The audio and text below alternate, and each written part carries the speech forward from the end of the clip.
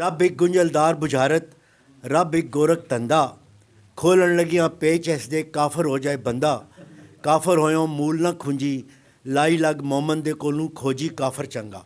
میں اگلے سیشن کے لیے خالق اور تخلیق کائنات یہ اس پہ میں آپ سے ایک لیکچر سننا چاہتا بس یہ خالق اور تخلیق کیا ہے.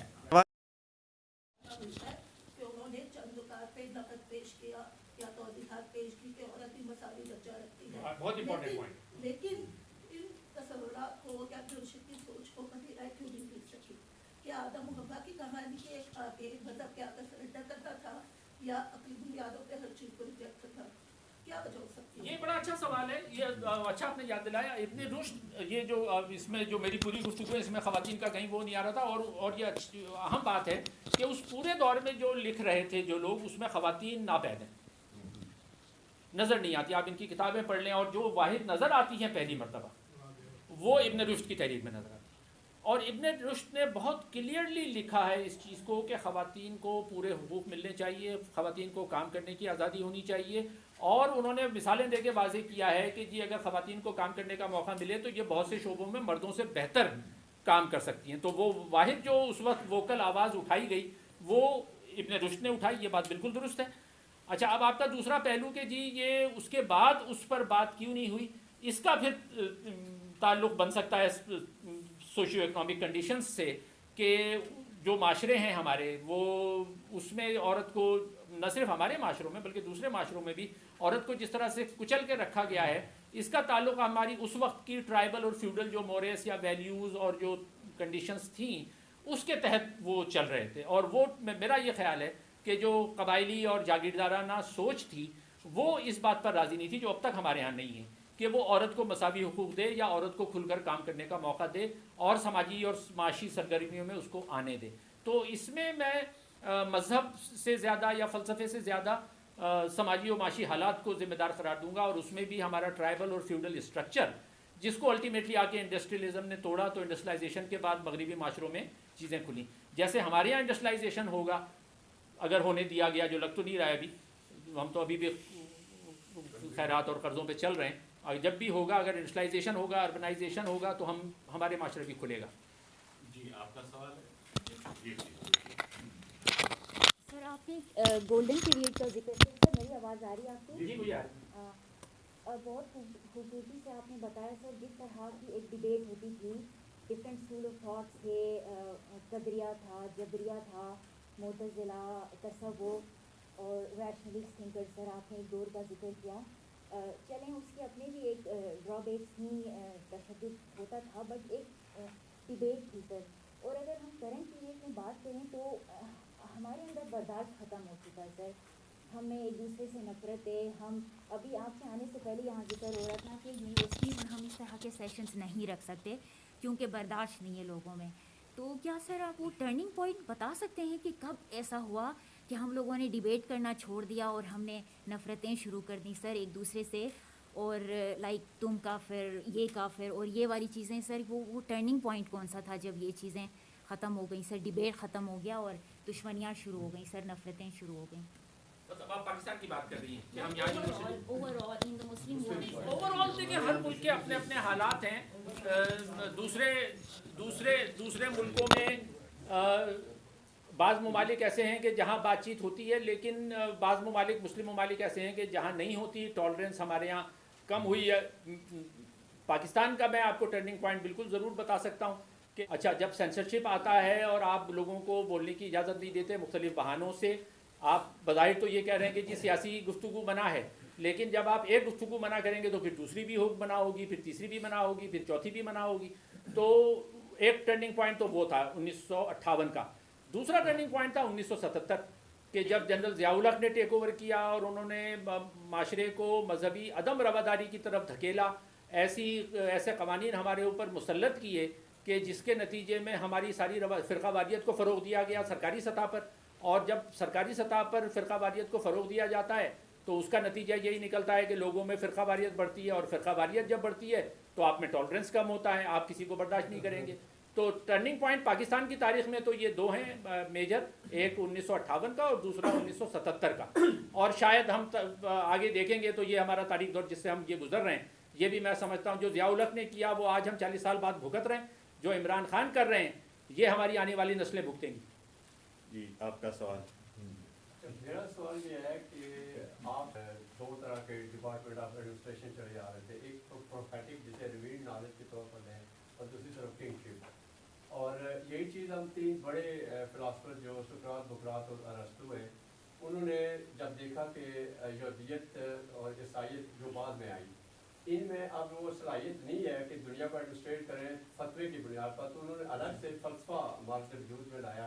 फ़लसफ़ा से मुराद है कि attempt to find the ultimate truth in any area of life और फील्ड।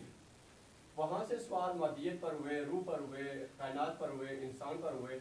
वहाँ से दो चीज़ें हुई, एक जमहूरियत के सबरात आए और एक मादियत का। उस मादियत पर आज पूरा मगरब जो है वो साइंस और टेक्नोलॉजी की बुनियादों पर खड़ा है। सवाल क्या है? मैं आ रहा हूँ, ईस्ट की तरफ देखें तो ईस्ट जो है वो स्टैंड्स फॉर आइडियोलॉजी और वेस्ट स्टैंड्स फॉर टेक्नोलॉजी। तो जब हम आपसे सलों का दौर देखते हैं तो वहाँ पर दो चीज़ें आती हैं जो खुलफाए राशिदीन में से मिलती हैं, एक सालियत और दूसरी सलाहियत, जो उम्र फारूक में पूरी तरह पाएगी। जो ही खुलफाए राशिदीन, सवाल क्या है भाई? सवाल क्या है? सवाल मेरे पास जो मैं अभी यही आपका सवाल छोड़ूंगा फिर। सवाल करें सवाल आप करें। और भी दोस्त बैठे सॉरी सवाल मैं ये करने लगा, सवाल यही है, सवाल ये है कि जब सालियत वाले लोग ख़त्म हुए और मुल्कियत आई, तो फिर मुल्कियत में चूँकि जो बासलाहियत लोग थे और तकवे वाले लोग थे वो ना हुए, तो फिर ये दुनिया में फलसफे वाले वजूद में आना शुरू। चलिए ये आपका ओपिनियन है, मेरा आपका ओपिनियन है। आप पूछिए। जी रऊफ साहब कुछ चीज़ें कह रहे हैं, सिर्फ एक सेकंड आप प्लीज। उठान होता है तो क्या ये पॉसिबल था? एक तो ये है, और दूसरा ये था कि वो यानी ये जो आम साइंटिस्ट जो 10-12 साइंटिस्ट के नाम आपने लिए, इसमें बेसिकली ये तो मैनिफेस्टेशन है कि यहाँ पे रैशनल थिंकिंग है, यहाँ पे साइंटिफिक के लिए। देखिए सिर्फ ये होता है कि शायर शेर पढ़ता है तो सिर्फ शेर पढ़ने तक वो नहीं होता, बल्कि अप्रिशिएशन भी चाहिए होती। सोसाइटी में उसकी एक्सेप्टेंस भी थी। तो अगर आपका ये जो ये दौर है, इसमें ये थिंकिंग प्रोसेस जो चल रही थी, उसमें इसके अलावा यानी जो कल्चर था, जो साइंटिफिक कल्चर था, वो भी प्रिवेल कर रहा था। तो गज़ाली ने जो उसके बारे में कहा गया वो तो आपने बता दिया, लेकिन क्या ये कल्चर भी प्रिवेल कर रहा था? एक तो ये है, और दूसरा जो पहले था कि अगर ये ना होते, ज़ल्ला ना होते, तो क्या ये आप एक फिलोसफिकल क्वेश्चन है, एक हाइपोथेटिकल क्वेश्चन है कि was it possible to we could expect कि ये जो फिलोसफर या जो साइंटिस्ट है वो निकल आते? बिल्कुल आते हैं। अच्छा। आते हैं। मेरा ये ख्याल है कि जल्द क्या बदले कि वो जो कहते हैं ना कि इंसान जो है, इंसान को कहते तो है हैवान नातिक, ये भी हिंदी नहीं कहा जाता है कि पहली मरतबा जो इंसान और उसकी जो दर्जाबंदी की मखलूक़ात की, तो उसमें कहा कि इंसान जो है वो हैवान है। यानी ये डार्विन से 1200 साल पहले के, वरना हम तो समझते हैं इंसान है, हैवान है, तो हैवान नातिक, ये वो हैवान है कि जो बात कर रहा है। तो जो हैवान नातिक है और हैवान आकिल है, इससे तो कोई एतराज़ नहीं हो सकता ना। तो जो हैवान नातिक और हैवान आकिल है, जो इंसान है, अगर मुतज़िला ना भी होते तो उसके बाद वो किसी न किसी सूरत में लोग सवाल पूछते, जैसे अब पूछ रहे हैं। हाँ, ये बात ज़रूर है कि जो आपने कहा ना कि जी मजमूई तौर पे माशरे की कंडीशन क्या थी।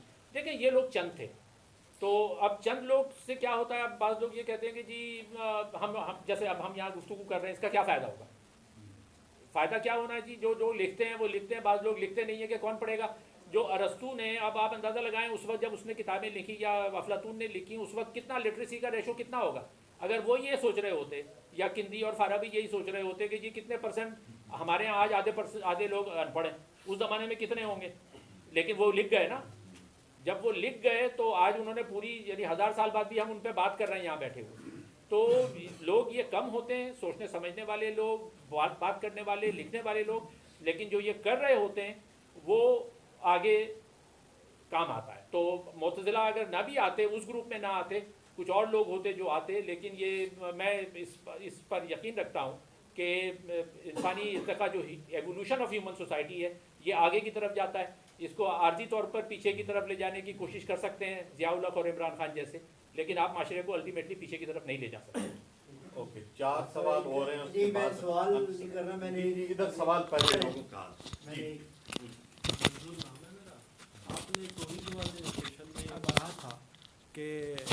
स्पेस टाइम वाला तो मसला हल हो गया और बाकी स्पेस के लिए फिर वहदतुल वजूद वाला नज़रिया आ गया, तो क्या वो हाँ जी हाँ, तो वो सर वो उस वक्त भी एक्सेप्टेबल था या नहीं? आज भी अगर है, बहुत से लोग उसको कहते हैं ये तो कुफर है और ये है, तो आपका इस पर क्या ओपिनियन?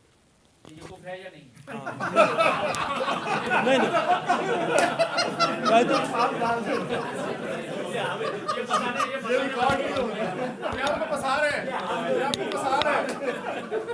हम कॉन्सेप्ट बना सकते हैं कि कब आए कैसे आए, लेकिन ये नहीं होगा। आपका ये सवाल हमारा क्या उसके बारे में? सॉरी शुक्रिया आपका। मखदूमी से आपने आता कि इस हादसे से मुझे जो तासुर मिला है, ज़रा इसकी वजाहत मुझे कर दीजिए कि जो अर्ली पीरियड आपने मुस्लिम की दुनिया के फलसफे की की है, इस पे मौजू जो है बहरहाल नज़र आता है कि उमाइया की उसी पर फलसफा और उसी पर सोच जारी है। क्या ये जो मौजूद थे इसके अलावा भी है, कोई तनों मौजूद है? फल्कियात, कुदरत, माशियात, सियासियात, हुकूमत किस तरह मौजूद है? देखिए इसी से रिलेटेड आप क्या अगर ऐसा है तो क्या मुस्लिम दुनिया के फलसफे ने कोई ब्रेक भी कायम किया है अपने पिछले इमीडिएट पीरियड से? कोई ऐसा ब्रेक भी नजर आता है आपके नजर में?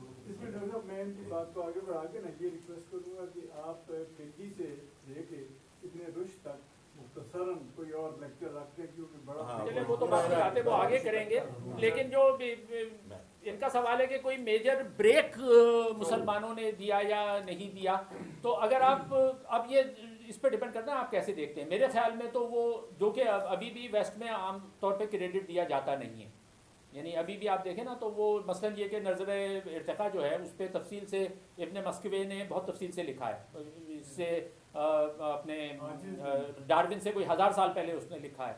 इब्न तुफ़ैल यानी जो रॉबिन्सन क्रूसो लिखी गई है उससे 800 साल पहले हई बिन यकजान जो लिखा गया, इब्न तुफ़ैल ने जो लिखी है वो बिल्कुल वो आप रॉबिन्सन क्रूसो पढ़ लें और बिल्कुल उसकी कॉपी लगता है कि वो जो उन्होंने लिखा कि वो जजीरे में एक हैं और वो परवान चढ़ रहे हैं और ये सारा कुछ वो उसमें है, लेकिन वेस्ट मानता नहीं। तो अब ये आपका जो सवाल है कि जी हमने कोई ब्रेक दिया, मेरे ख्याल में तो कि एक बड़ा ब्रेक था, क्योंकि मुसलमान थे, उन्होंने देखिए यूरोप उस वक्त किसी ने लिखा, शायद डेबोयर नहीं लिखा, डेबोयर एक बड़ा नाम है, उन्होंने फलसफे इस्लामी फलसफे का भी वो कहते हैं कि जिस वक्त यूरोप का हुक्मरान शार्लिमान बहुत बड़ा हुक्मरान था 800 के आसपास 9वीं सदी में, तो जिस वक्त वो यूरोप वाले जो है वो अभी लिखना पढ़ना सीख रहे थे, डार्क एजेस थी उनकी 5वीं सदी में 500 से 500 में शुरू हो चुकी थी, उसके बाद से डार्क एजेस चल रही थी वहाँ पर, तो तारीख दौर चल रहा था और उस वक्त मुसलमान इतने बड़े, तो ये मेरे ख्याल में तो मुसलमानों ने बिल्कुल ब्रेक दिया जिसका यूरोप ने फ़ायदा उठाया, लेकिन यूरोप इसको इतना मानता नहीं है, चंद लोग मानते हैं, ज़्यादा नहीं मानते। ओके जी, लास्ट 3 क्वेश्चंस फरमान साहब और प्रोफेसर साहब और एक सवाल यहाँ से, सॉरी वक्त कम है तो हम ज़्यादा आप मैं मुख्तसरन हमारे साहब की बात से इत्तेफाक करते हुए और आपसे थोड़ा सा इख्तिलाफ करते हुए ये पूछना चाहूँगी कि क्या जो भी उलूम है, चाहे फलसफा है, साइंस है, जो भी शोबे, क्या वो आइसोलेशन में डेवलप होती हैं या वो सोसाइटी के सोशो इकोनॉमिक कंडीशन का रिफ्लेक्शन होता है? ये इस पे मैं समझता हूँ कि मार्क्स ने कभी ये नहीं कहा था कि उसको मार्केट से जोड़े, बल्कि ये कहा था कि जो सोशो इकोनॉमिक कंडीशंस होंगे उसी के मुताबिक आपकी इल्म नॉलेज जनरेशन होगी या उसके मुताबिक आपके सोच का जो है सतह नज़र आएगा, आपके कल्चर भी उसी सतह पर नज़र आएगी। तो इस पे आप क्या? देखिए किसी, मैंने पहले भी यही कहा कि किसी हद तक तो ये बात मार्क्स की ठीक है, किसी हद तक कि जो ख्यालात होते हैं ज़ाहिर है हवा में से तो नहीं निकले, वो जो मादी हालात आसपास होते हैं उसी में से निकलते हैं। लेकिन अगर हम ये कोशिश करें कि उस वक्त जो बैक वक्त अगर मार्क्स की बात की पूरी तरह दुरुस्त होती तो एक सोशियो इकोनॉमिक कंडीशन में एक ही जैसे ख्यालात जन्म ले रहे, अगर बात 100% दुरुस्त होती। 100% दुरुस्त नहीं है, इसीलिए सोशियो इकोनॉमिक माहौल से ताल्लुक़ होने के बावजूद बैक वक्त कंट्राडिक्टरी ख्यालात माशरे में आ रहे होते हैं और अल्टीमेटली जो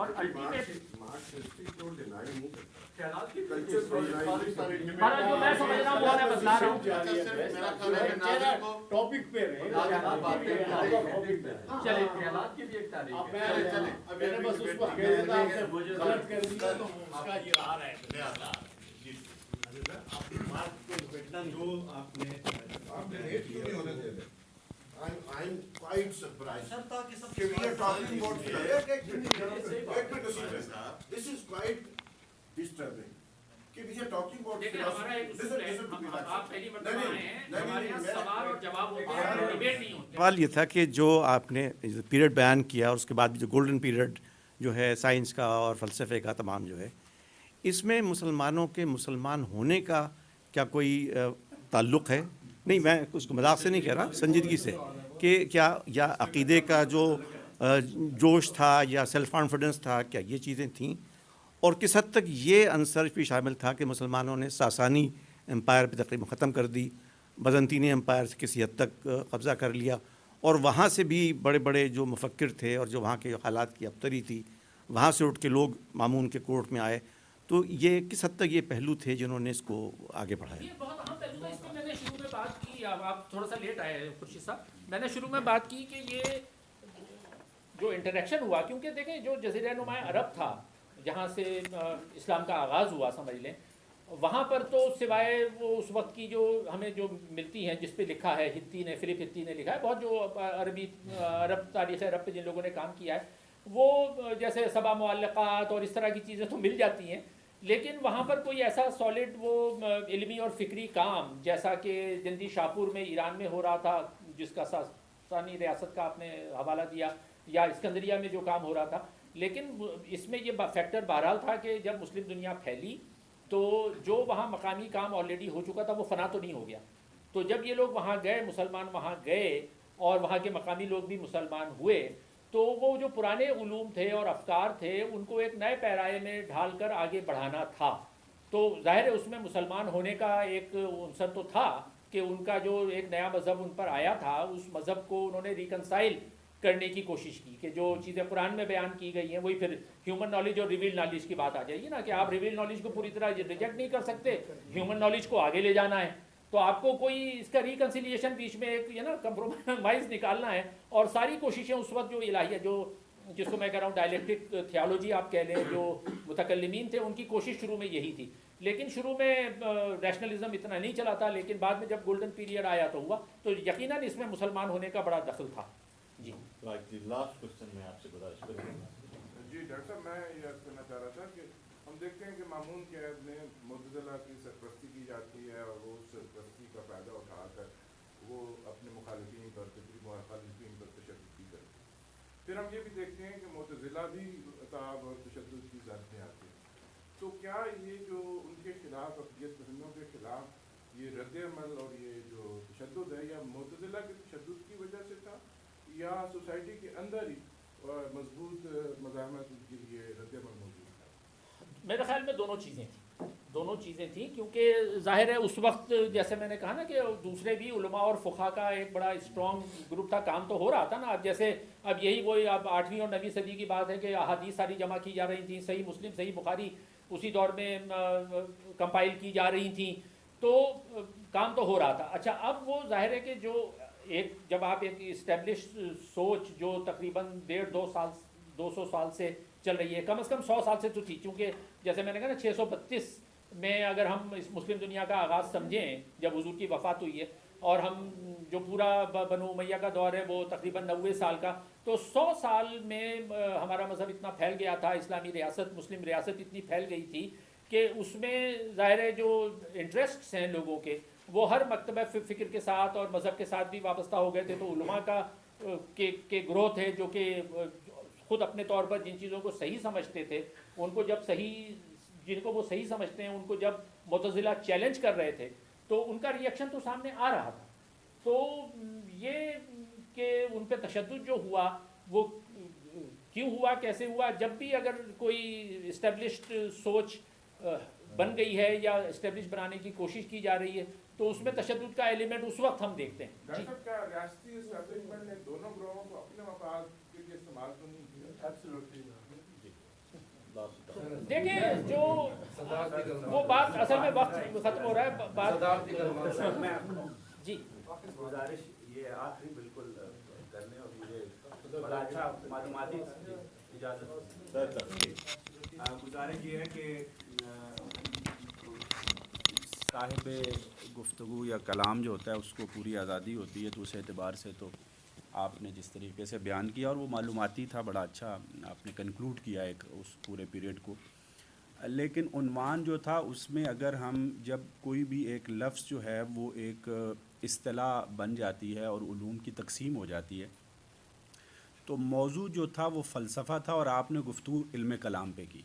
आपने सारा जो है वो मुतकल्लिमीन को डिस्कस किया। ये प्योर फ़िलासफ़ा नहीं थे। मुस्लिम फ़िलासफ़ा आपने ख़ुद भी ज़िक्र किया कि वो किंदी से शुरू होते हैं और उनका बड़ा बुनियादी फ़र्क है, उनके सवालात का फ़र्क है और उनके तरीक़े बहस व इस्तिदलाल का फ़र्क है। और अगर आप उससे ये इसकी जो मुतज़िला के आप अक़ाइद वग़ैरह को और उसकी ताबीरात को छोड़कर किंदी से अगर ले आते तो ये इब्न रुश्द की जो बहस है वो हम आज उसमें समेट लेते और शायद अगले लेक्चर की जो तशनगी है वो बाकी ना रहती। बहरहाल लेकिन चूँकि आपने फ़लसफ़े की एक अपनी तारीफ़ जो है वो की और वो उसके एक जवाज़ है, मैं उसको गलत नहीं कह रहा, लेकिन मेरा ख़्याल ये था कि टू द पॉइंट अगर गुफ्तगू होती तो वो बहुत अच्छा था। एक तो ये गुजारिश। दूसरा ये था कि जो मबाहिस हैं फ़लसफ़े के, चूँकि कलाम के अंदर तो मजहबी अक़ाइद को एक तयशुदा मान कर उनकी तौजीह की जाती है, उसके लिए अक़ली दलाइल फ़राहम किए जाते हैं, वो अलग से कोई नया उसको हकीकत को तलाश नहीं किया जाता, क्योंकि वो भी मानते हैं कि कुरान जो है वो यही अल्टीमेट और उसके बाद जो है हमने इसके अंदर जो आयात है उनकी तशरीह कैसे करनी है, वो ये होता है। जबकि फ़लसफ़ी जो होता है वो किसी मजहबी किताब और मतन को सामने नहीं रखता। वो इसीलिए आप किंदी को अगर देखें तो वो सारे जो इस्तिलाहात हैं वो अफलातून और अरस्तू उनकी इस्तेमाल करते हैं, इनके यहाँ ये नहीं मिलती। तो फ़लसफ़े के अंदर अगर ये आता तो ये बहुत अच्छा था। बहरहाल आपने मुफीद बातें की। और जहाँ तक औरत की के हुकूक़ की बात है, आपने इब्न रुश्द की बात की, लेकिन उससे पहले हमारे जो फ़ुक़हा के अंदर वो आते हैं और उनका भी फ़लसफ़े की तरफ रुझान है। इब्न हज़्म वो औरत के हुकूक़ को जिस तरीके से बयान कर चुके थे उनसे तकरीबन 70-80 साल पहले, और उन्होंने यहाँ तक कहा कि औरत जो है वो ना सिर्फ जज, मजिस्ट्रेट और ये हो सकती है बल्कि पैगंबर भी हो सकती है, नबी भी हो सकती है औरत। ये इब्न हज़्म का नुक्ता नज़र था। तो इसको अगर आप देखें कि जो मेरा सवाल अब बनता है, ये तो मैंने गुजारिशात की आपसे बड़े अदब के साथ जसारत की, सवाल ये है कि जो प्योर फ़िलासफ़ी है, इल्म कलाम को आप एक तरफ कर दीजिए, क्योंकि वो जो सूफ़ी हैं वो भी आ जाते हैं उसमें। इवन उनका जो इब्न अरबी हैं उनका भी अपना एक फ़लसफ़ा है, लेकिन वो तसव्वुफ़ का इल्म कलाम है वो।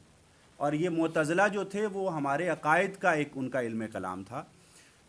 फ़लसफ़े का जो प्योर फ़िलासफ़ी है जिसमें इब्न रुश्द और किंदी और फ़ाराबी और इब्न सीना आते हैं और बाद में फिर इब्न मस्कुवै वग़ैरह आ जाते हैं, ये मुतकल्लिम असलन नहीं है, ये असलन फ़िलासफ़ा हैं, मुस्लिम फ़िलासफ़ा।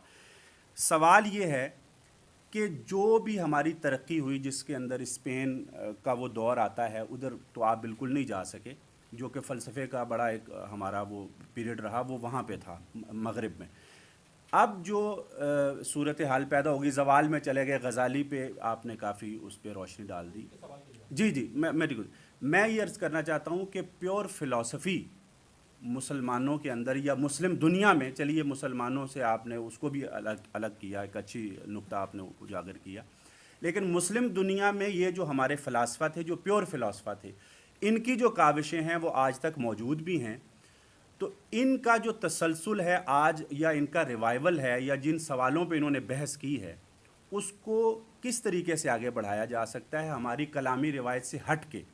वो जो सवालात हैं जिन पर इन्होंने बहस की है मुस्लिम दुनिया के अंदर इन फ़लासफ़ा ने, उसको आज किस तरीके से किया जा सकता है और उस पर जो है वो काविशें वो क्या हो सकता है। देखिए, 2-3 बातें आपने कही हैं और जो अहम बातें हैं, एक तो शुक्रिया कि आपने इब्न हज़्म अब्दुल्ला बिन उमर की जगह अब्दुल्ला बिन ज़ुबैर, सॉरी अब्दुल्ला बिन ज़ुबैर, वो सहफ अब्दुल्ला बिन, ठीक कह रहे हैं। अब शुक्रिया कि आपने इब्न हज़्म का हवाला दिया, वो मुझे देना चाहिए था, लेकिन मैं उस तक पहुंचा नहीं था। असल में जब वो अशायरा और मातुरीदी स्कूल ऑफ थॉट पे बात होगी तो उसमें इब्न हज़्म का एक बड़ा नाम है। आप बिल्कुल दुरुस्त कह रहे हैं। दूसरा, मुझे थोड़ा सा प्योर फ़िलासफ़ा की इस्तिलाह पे थोड़ा सा मुझे इख्तिलाफ है। मेरे ख़्याल में कोई भी चीज़ प्योर नहीं होती। यानी प्योर साइंस आप कह लें, प्योर फ़लसफ़ा, प्योर फिज़िक्स और केमिस्ट्री भी नहीं होती। अब केमिस्ट्री प्योर फिज़िक्स को आप केमिस्ट्री से अलग करके दिए थे। वो जो मैरी क्यूरी थी, उनको एक ही साइंसदान थी, उनको दो नोबेल प्राइज़ मिले उनको, खातून को। एक नोबेल प्राइज़ फिज़िक्स में मिला और एक नोबेल प्राइज़ केमिस्ट्री में मिला, एक ही खातून को। मेरा ख्याल है वाहिद एग्जाम्पल है वो। तो ये जो उलूम की हदें हैं ना, ये मेरे ख्याल में ये ओवरलैप करती हैं और इनको कंपार्टमेंटलाइज करने की कोशिश मुझे अपील नहीं करती कि मैं कहीं पर कहूँ कि जी ये प्योर फ़लसफ़ा हैं। हत्ता कि जो जिनको आप प्योर फ़लसफ़ा कह रहे हैं वो भी मेरे ख्याल में प्योर फ़लसफ़ा नहीं थे, क्योंकि उन्होंने इलाहियात पे बात की है, अल-किंदी ने बात की है, अल-फ़ाराबी ने बात की है। अल-फ़ाराबी का तो पूरा मदीनतुल फ़ादिला जो किताब है, पॉलिटिकल साइंस की ट्रीटिस है, इंग्लिश में उर्दू में दोनों में मौजूद है, वो आप पढ़ लें। उसमें वो तो ये इतना ज़्यादा मज़हब है उसमें दाखिल है कि ये बात मुझे थोड़ी सी हैरत भी है कि अल-फ़ाराबी को प्योर फ़लसफ़ी कैसे कहा जा सकता है, जबकि उसकी तहरीरों में इतना मज़हब दाखिल है। अगर वो प्योर फ़लसफ़ी होता तो वो बिल्कुल ये बर्टन रसल की तरह उसने इनको अलग कर दिया होता, वो नहीं किया। तो मुझे आपकी इस बात से कि कोई प्योर फ़लसफ़ी हो सकता है, प्योर फ़लसफ़ी जब तक के तमाम चीज़ों में, वही ना हुजूर मेरा हर एक बात से ताल्लुक़ है, अगर मुख्तलिफ़ चीज़ों से ताल्लुक़ नहीं होगा तो प्योर फ़लसफ़ा बनना मुश्किल है। आखिरी जो सवाल था कि आज आपका ये सवाल था कि आज उस रिवायत को कैसे आगे बढ़ाया जा सकता है, ये सवाल है ना भाई। पहले तो माशरे को खोलो भाई, बोलने की तो इजाज़त दो। अब मैं शायद अगर ये रिकॉर्डिंग नहीं हो रही होती और शायद अगर सारे मेरे करीबी लोग होते तो मैं आज बहुत मुख्तलिफ बातें करता, बहुत मुख्तलिफ बातें करता। लेकिन वो जो ये माशरे का जबर है, ये माशरे की रुकावट है कि आपको हर लफ्ज़ हर जुमला कहने से पहले 10 मरतबा सोचना पड़ता है, गर्दन लगी हुई है, और जो लगाने वाले हैं वो भी हमारे सामने। ये बात है ना। तो अब ये मतलब ये कि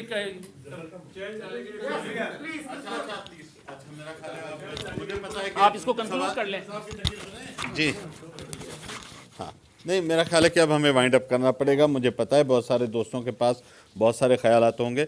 नाज़िर को और अंजुमन तरक्की पसंद को मैं मुबारकबाद पेश करता हूँ। देखिए, सबसे बड़ी बात यह कि इस तरह की नशस्तें तो हों।